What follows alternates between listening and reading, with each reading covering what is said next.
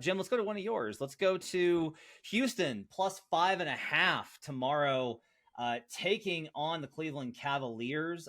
Houston, as we record this, are finishing up a game versus the Milwaukee Bucks. There are fives in the market. There are 5.5s in the market.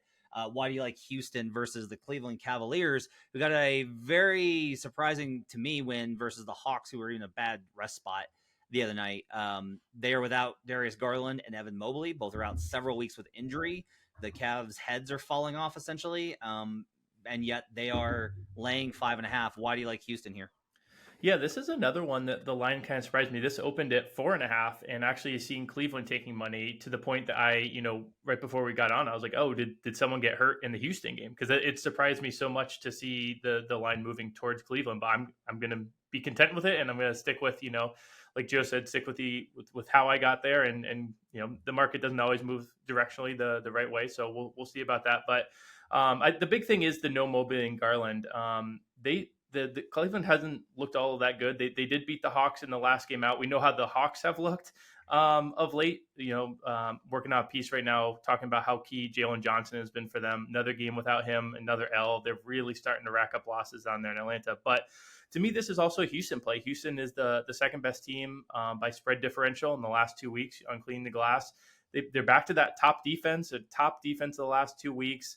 Şengün has really emerged as that star level player. We'll probably talk about him later when we look at some futures, but I think it's kind of the depth in Houston that has really improved this team so much from year to year. I think that and coaching as well, but they now have, they can roll 10 deep. Tari Eason is going to make hipster NBA Twitter implode with his bench performances, because he's just like one of those guys off the bench that's so impactful and really, can stabilize a bench unit.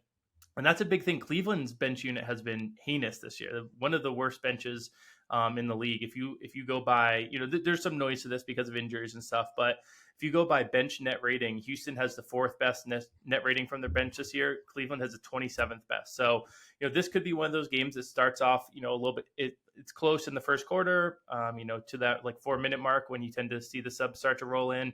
And then you see Houston maybe even start to pull away. I don't hate a money line look at this as well.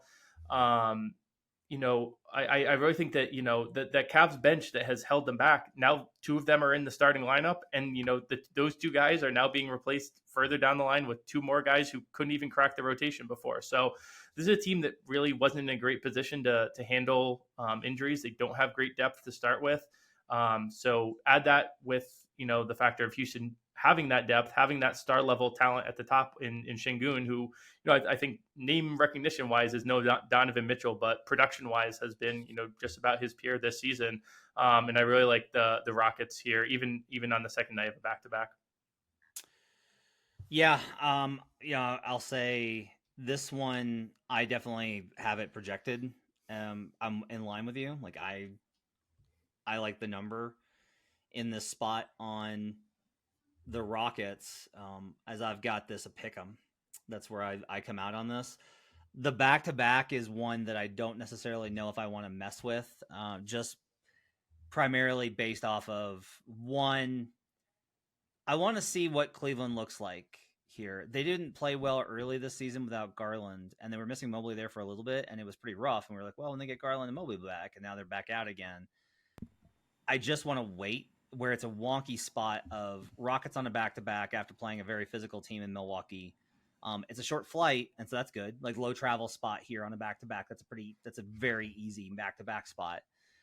I just, I think for me, it's more a matter of, I don't know what Cleveland is, and so I don't want to bet it, but I do think that Houston in general, their entire kind of, if we talk about their win profile, they're tough.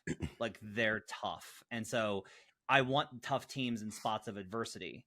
And this is a spot of adversity with them playing on the road versus a team that's still trying to figure stuff out. So I don't hate the play at all. I think it's pretty good.